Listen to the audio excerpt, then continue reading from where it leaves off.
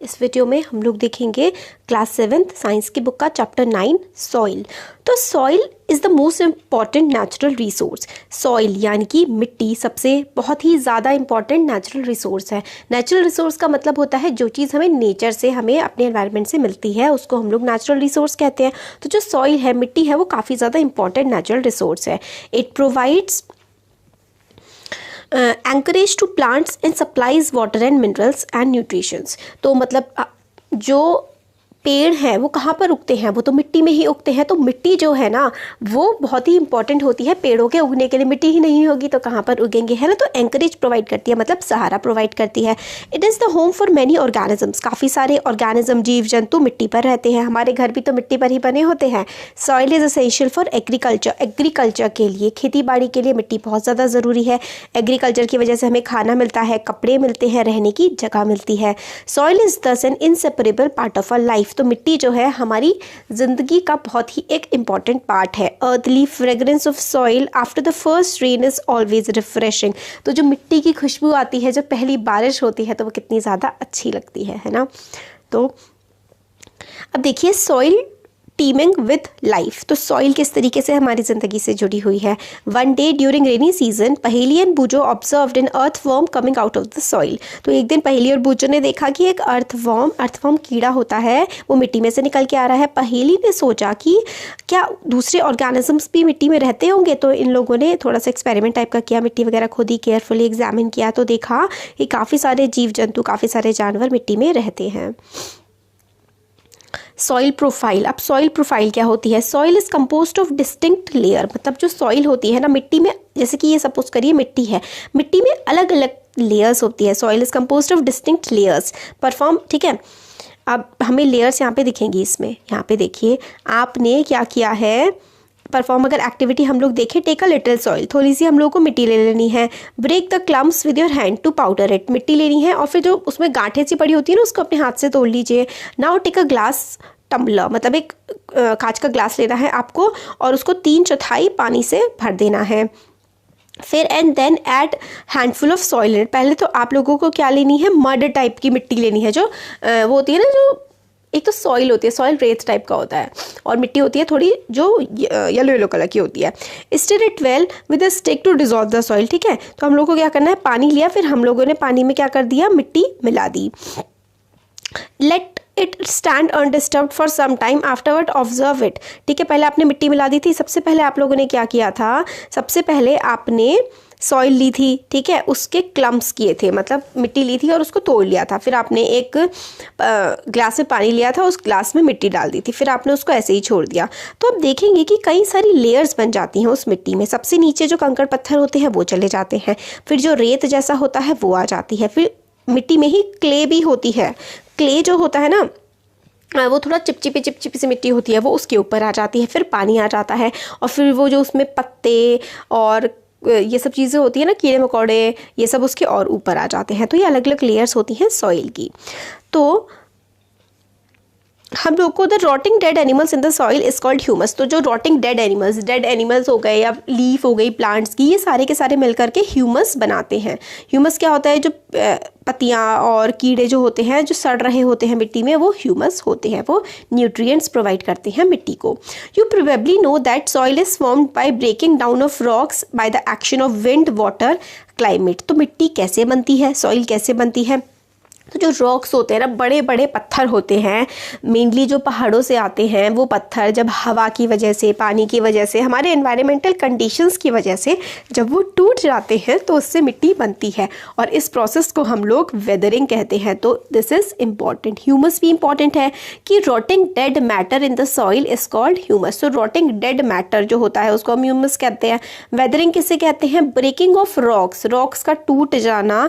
Rocks होते हैं पत्थर, पत्थरों का टूट जाना हवा की वजह से, पानी की वजह से, या फिर क्लाइमेट की वजह से, इस प्रोसेस को हम लोग वेदरिंग कहते हैं। ठीक है, नेचर जो होता है ना सॉइल का, वो डिपेंड करता है मिट्टी, उसके पत्थरों पर। Nature of soil depends upon the rocks from which it has been formed and the type of vegetation that grows in it.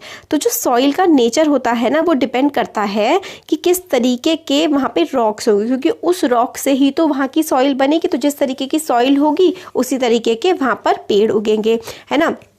तो vertical section through different layer of soil is called soil profile. तो vertical section देखिए, vertical होता है इस तरीके से, जो ऐसे लंबा खड़ा सीधा होता है ना, इसको हम लोग वर्टिकल बोलते हैं।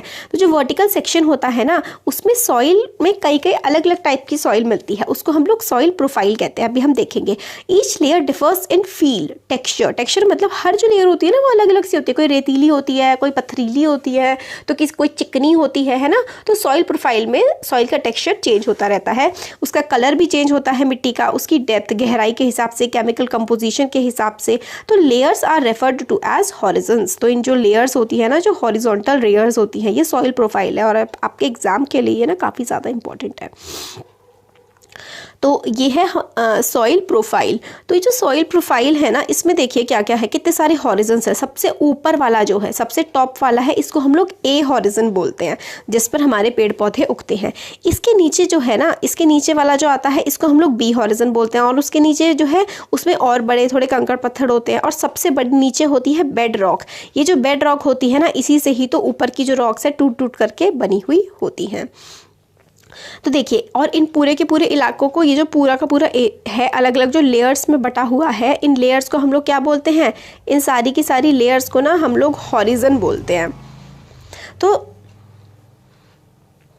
ये देखिए, we usually see the top surface of the soil. हम लोगों को तो टॉप सरफेस, सबसे ऊपर वाला जो एरिया है सॉइल का, वही दिखता है, और उसकी जो नीचे वाली लेयर्स होती हैं वो तो हमें दिखाई नहीं देती। If we look at the sides of recently dug ditch, ditch का मतलब होता है गड्ढा, डग का मतलब होता है खोदना। अगर हम लोगों ने गड्ढा खोदा है, तुरंत जैसे खोदा है, तो उसके किनारे किनारे अगर हम देखेंगे तो हम लोगों को जो अंदर वाली सॉइल है ना, मिट्टी, वो दिखने के लिए हमें मिल जाएगी। Such a view enables us to observe the soil profile at that place. तो जब हम गड्ढा खोदते हैं, अंदर की सॉइल देखते हैं, तो ये हमें समझ में आता है कि उस इलाके की मिट्टी कैसी है। Soil profile can also be seen while digging a well और laying the foundation of a building. तो सॉइल प्रोफाइल को हम लोग ऐसे भी देख सकते हैं, जब हम एक कुएं को खोद रहे हैं, या फिर हम लोग बिल्डिंग बनाते हैं, घर वगैरह बनाते हैं, तो भी गहराई में खोद करके बनाते हैं ना, पहले नींव डाली जाती है नीचे की तरफ, तब भी हम लोग देख सकते हैं कि उस ज़मीन की मिट्टी कैसी है। It can also be seen at the sides of a road on a hill और अ स्टीप रिवर। और रिवर के पास और रोड के किनारों में भी हम देख सकते हैं। अपर मोस्ट जो हॉरिजन होता है, वो उसका कलर जो होता है ना, वो जनरली डार्क इन कलर होता है, dark in colour as it is rich in humus and minerals. तो जो सबसे ऊपर वाला जो लेयर होती है ना, वो क्या होती है? सबसे ऊपर वाली लेयर डार्क, गहरे गाढ़े रंग की होती है, क्योंकि उसमें ह्यूमस क्या पढ़ा था हमने? ह्यूमस होता है डेड प्लांट्स एंड एनिमल्स, और उसमें मिनरल्स भी काफ़ी ज़्यादा होते हैं सबसे ऊपर वाली लेयर पे। ह्यूमस की वजह से ही जो सबसे ऊपर वाली लेयर होती है ना, वो काफ़ी ज़्यादा अच्छी हो जाती है। The humus makes the soil fertile and provide nutrients for growing plants. तो सबसे ऊपर वाली लेयर में ह्यूमस बहुत ज़्यादा होता है ना, इसकी वजह से वहाँ पे प्लांट्स अच्छे से उग पाते हैं। The layer is generally soft. सबसे ऊपर वाली लेयर काफ़ी ज़्यादा सॉफ्ट होती है। पोरस का मतलब होता है उसमें छोटे छोटे छेद होते हैं, ताकि पानी आराम से ऊपर नीचे जा सके। And certain and can retain more water. This is called top soil, या फिर ए हॉरिजन, इस वाले को हम बोलते हैं। देखिए, एक हमारा ये बॉक्स रह गया था। देखिए, polythene bags and plastics pollute the soil. Polythene के बैग्स जो होते हैं, प्लास्टिक जो होती है ना, वो सॉइल को पोल्यूट करती है, और ऑर्गेनिजम्स जो कि सॉइल में रह रहे होते हैं उनको मार देती है। इसलिए जो पॉलीथीन है उस पर बैन लगाया गया है। पॉलीथीन में काफ़ी सारे ऐसे सब्सटेंस होते हैं, केमिकल प्रोडक्ट्स, पेस्टिसाइड्स वगैरह, जैसे पेस्टिसाइड्स हो गए और बाकी सारे केमिकल, वो भी मिट्टी को काफ़ी ज़्यादा ख़राब करते हैं। इसलिए ऐसे जो केमिकल्स, पेस्टिसाइड्स और प्लास्टिक के जो बैग्स हैं, इनका इस्तेमाल नहीं करना चाहिए, क्योंकि हमारी मिट्टी को बहुत ही ज़्यादा नुकसान पहुंचाते हैं। तो हम लोगों ने ए हॉरिजन का देख लिया। ए हॉरिजन सबसे टॉप वाली सॉइल होती है, सबसे ज़्यादा डार्क होती है, इसमें वाटर रिटेन कर पाता है और इसी पर पेड़ उगते हैं। अब बी हॉरिजन के बारे में देखते हैं। ये जो इसके नीचे वाला ए हॉरिजन हम लोगों ने देख लिया। A horizon provide shelter for many living organisms. A horizon सबसे ऊपर वाला जो होता है, उसमें काफ़ी सारे कीड़े मकोड़े, रोडेंट्स होते हैं, जैसे कि चूहे, और मोल्स और बीटल्स, काफ़ी कीड़े मकोड़े मतलब ए हॉरिजन में रहते हैं।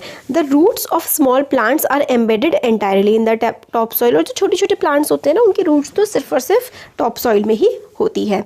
अब नेक्स्ट लेयर जो है उसमें ह्यूमस का अमाउंट काफ़ी ज़्यादा कम होता है, बट उसमें मिनरल्स काफ़ी ज़्यादा होते हैं। ये लेयर जो है वो हार्ड होती है और काफ़ी कैरी होती है, कॉम्पैक्ट होती है। इसको हम लोग बी हॉरिजन या फिर मिडिल लेयर कहते हैं। तो टॉप लेयर में अगर आपसे क्वेश्चन पूछा जाए सबसे ज़्यादा ह्यूमस किस लेयर में होता है, तो टॉप लेयर जो होती है ना ए हॉरिजन, उसमें सबसे ज़्यादा ह्यूमस होता है। फिर बी हॉरिजन में ह्यूमस कम होता है बट मिनरल्स काफ़ी ज़्यादा होते हैं और हार्ड होती है ये। अब थर्ड लेयर आती है C horizon.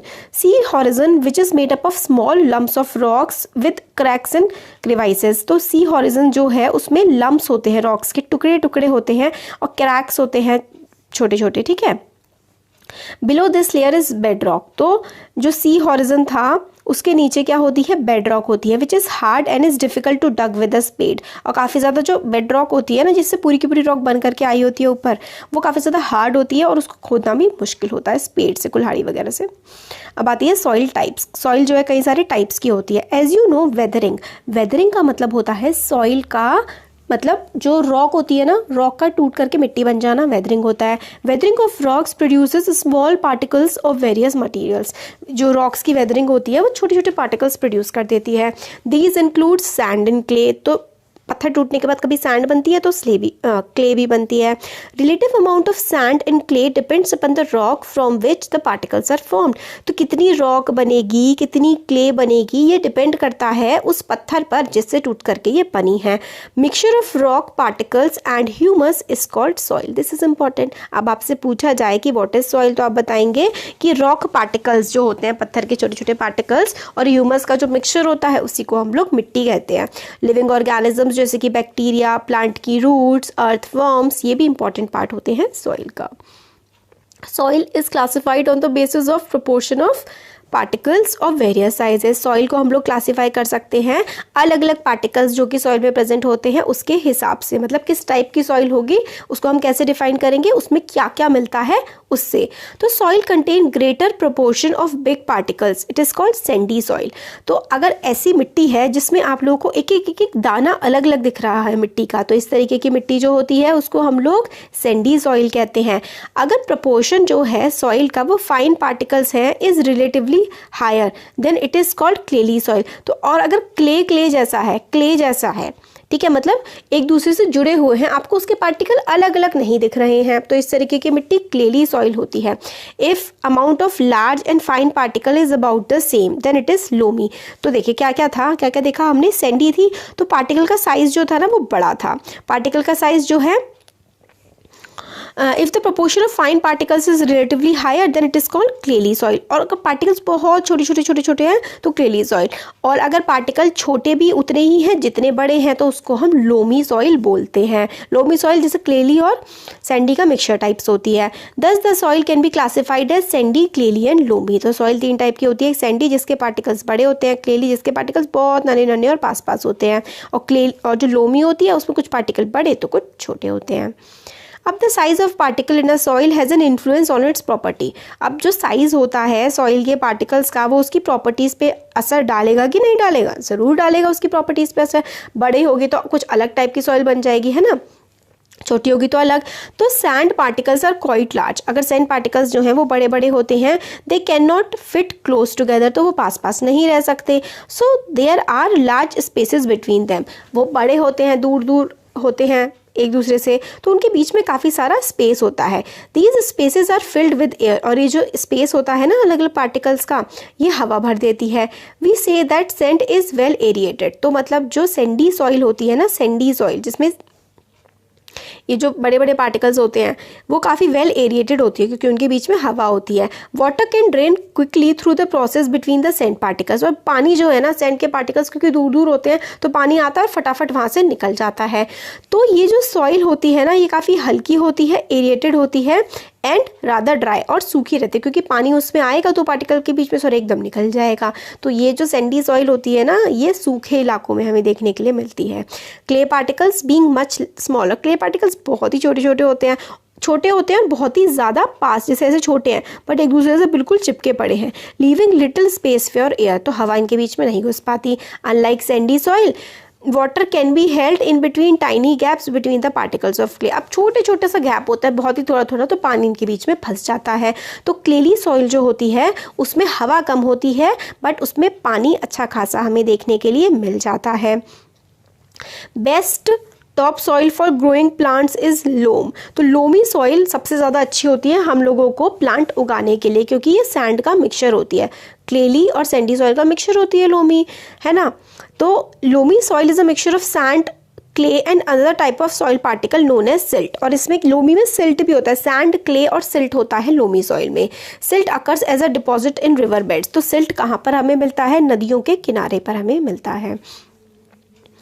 The size of silt particles is between those of sand and clay. अब सैंड बहुत ही बड़ा, क्ले बहुत ही छोटा, और जो सिल्ट होता है वो सैंड और क्ले के बीच का साइज पार्टिकल होता है इसका।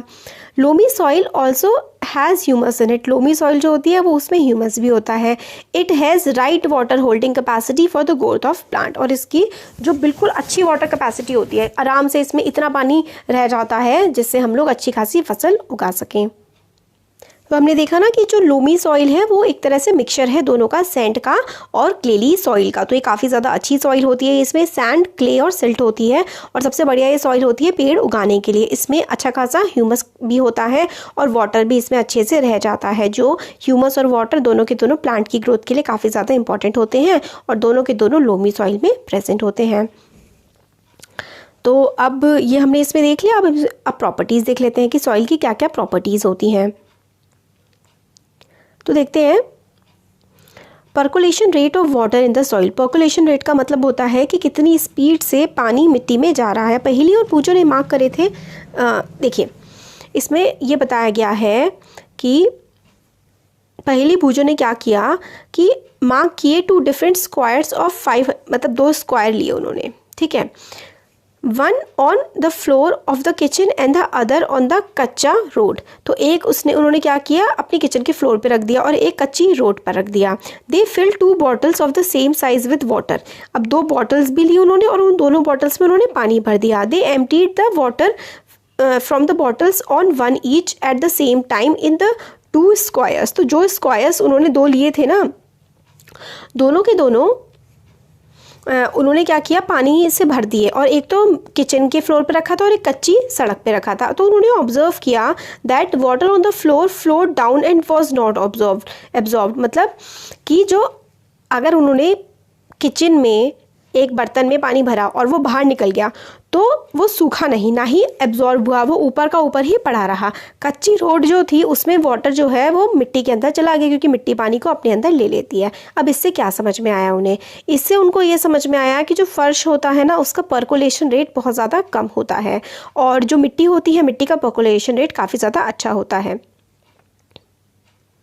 फिर आगे हम लोग इसमें जो इम्पॉर्टेंट चीज़ है वो है पर्कुलेशन रेट। तो देखिए पर्कुलेशन रेट ना हम लोग इस फॉर्मूला से निकाल सकते हैं। पर्कुलेशन क्या होता है? रेट, अमाउंट ऑफ वाटर और पर्कुलेशन टाइम।